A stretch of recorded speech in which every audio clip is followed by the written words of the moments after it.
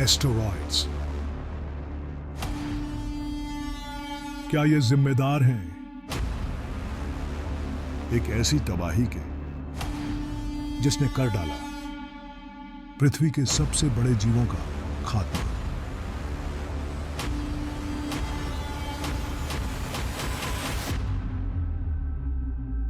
आइए जानते हैं बी क्यूरियस के साथ। यह है हमारा सोलर सिस्टम, जिसे सौरमंडल भी कहते हैं, जिसमें सभी ग्रह अपने अपने ऑर्बिट में रहकर सूर्य का चक्कर लगाते हैं। यह है हमारा सूर्य। इसके सबसे नजदीक है बुध, उसके बाद शुक्र, तीसरे नंबर पर आती है हमारी पृथ्वी जहां हम रहते हैं। फिर आता है मंगल, उसके बाद बृहस्पति। बृहस्पति और मंगल के बीच से होकर गुजरते हैं एस्टेरॉयड, जिनकी संख्या लाखों में है। ये देखने में भले ही छोटे लग रहे हों, लेकिन इनमें से कुछ का साइज तो सैकड़ों किलोमीटर का होता है। ये एक बेल्टनुमा आकार में बृहस्पति की कक्षा से होकर गुजरते हुए सूर्य का चक्कर लगाते हैं, जिसे एस्टेरॉयड बेल्ट कहा जाता है। घूमते समय कुछ एस्टेरॉयड आपस में टकराकर अपनी दिशा बदल लेते हैं और मंगल ग्रह की ग्रेविटी के कारण उसकी तरफ आकर्षित हो जाते हैं। लेकिन मंगल के गतिशील होने के कारण कुछ एस्टेरॉयड ही मंगल पर गिर पाते हैं। बाकी एस्टेरॉयड पृथ्वी की ग्रेविटी के संपर्क में आ जाते हैं, जिस कारण ये एस्टेरॉयड्स पृथ्वी की तरफ खींचे चले आते हैं। लेकिन कुदरत ने पृथ्वी को एक ऐसी ढाल दी है जिससे पृथ्वी इन एस्टेरॉयड्स से अपनी रक्षा स्वयं कर सकती है। आइए जानते हैं कैसे। पृथ्वी के पास वायुमंडल में हवाओं की करीब 640 किलोमीटर मोटी परत है, जिससे पृथ्वी के वायुमंडल में प्रवेश करने वाले किसी भी एस्टेरॉयड और वायुमंडल के बीच जोरदार घर्षण होता है, जिस कारण एस्टेरॉयड्स जलने लगते हैं।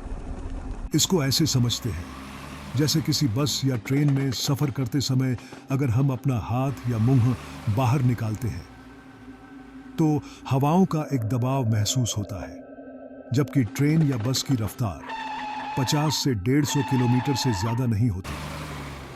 जरा सोचिए, वायुमंडल में प्रवेश करते समय एस्टेरॉयड की रफ्तार तो हजारों किलोमीटर प्रति घंटा होती है। उस समय लगने वाला घर्षण इतना ज्यादा होता है जिससे इनका टेम्परेचर करीब 3000 डिग्री सेल्सियस तक पहुंच जाता है, जिस कारण ये जलने लगते हैं। साइज में छोटे होने के कारण ये एस्टेरॉयड्स पृथ्वी तक पहुंचते पहुंचते जलकर खत्म हो जाते हैं। एस्टेरॉयड अगर पृथ्वी के घूमने की दिशा से पृथ्वी पर गिर रहा होता है तो उसे उल्का कहा जाता है, जिसकी रफ्तार करीब 72 किलोमीटर प्रति सेकंड होती है। अगर यही एस्टेरॉयड पृथ्वी के घूमने की विपरीत दिशा से गिर रहा होता है तो उसे बोलाइड कहा जाता है, जिसके गिरने की स्पीड करीब 12 किलोमीटर प्रति सेकंड होती है, जिन्हें आम भाषा में टूटता तारा भी कहा जाता है। इनके पृथ्वी पर गिरने से जो गड्ढा बनता है उसे क्रेटर कहा जाता है, और अगर उस क्रेटर में बारिश का पानी इकट्ठा हो जाए तो उसे क्रेटर झील कहा जाता है। भारत में भी एक ऐसी झील है जिसे लोनार झील के नाम से जानते हैं।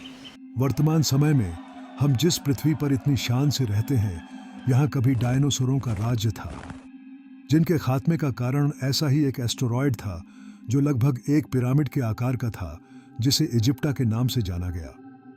इजिप्टा पृथ्वी से करीब 6 करोड़ साल पहले टकराया, जिससे पृथ्वी पर रहने वाले करीब 99% जीवों का अंत हो गया। इजिप्टा के साइज में बड़ा होने के कारण हमारी पृथ्वी का एटमॉस्फेयर भी उसे जला नहीं पाया था, जिस कारण इजिप्टा पृथ्वी से इतनी जोरदार तरीके से टकराया कि उसने पूरी पृथ्वी का स्वरूप ही बदल दिया।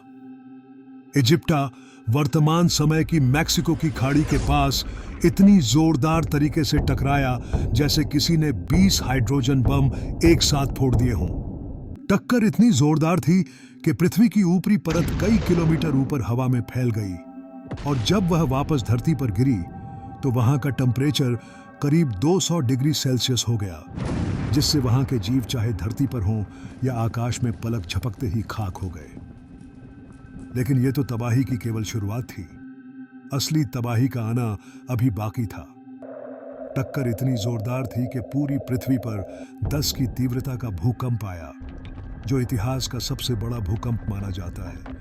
इसके मैक्सिको की खाड़ी के पास गिरने से बहुत बड़ी सुनामी का आगमन हुआ।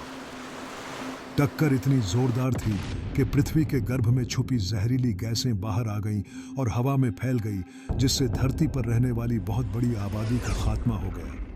इन सभी आपदाओं से जो बच गए वो भूखमरी का शिकार हो गए, क्योंकि धरती पर खाने के स्रोत लगभग खत्म हो गए। बचे थे तो सिर्फ छोटे छोटे जीव जंतु, जिनका बहुत कम मात्रा में खाने से काम चल जाता था और जो कहीं भी आसानी से छिप सकते थे, जिससे आगे चलकर धीरे धीरे मानव का विकास हुआ।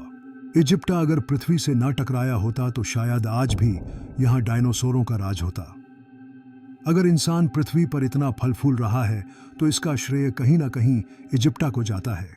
जानकारी अच्छी लगी हो तो लाइक करें, और कोई सजेशन देना हो तो कृपया कमेंट बॉक्स में जरूर बताएं, ताकि ऐसी ही और जानकारी देने के लिए हम प्रेरित रहें। धन्यवाद।